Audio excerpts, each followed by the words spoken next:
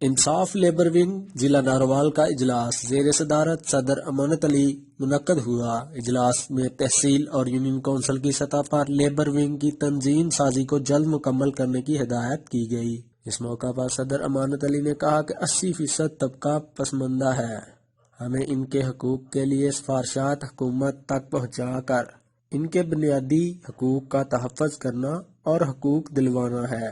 صدر labour wing Narowal امانت علی نے کہا کہ تمام عہدیداران کو لیبر پالیسی کے بارے میں مکمل آگاہی ہونی چاہیے تاکہ وہ اپنے علاقے میں بہتر پرفارمنس دکھا سکیں۔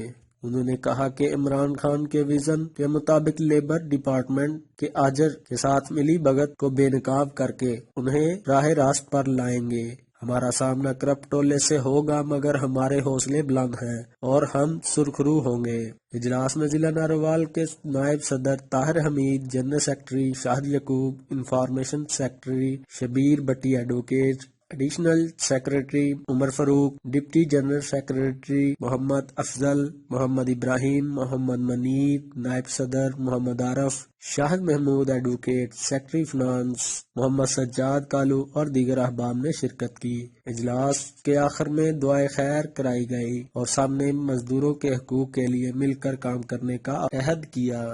کیمرامین ٹیم کے ساتھ رانا علی رضا، ظفروال۔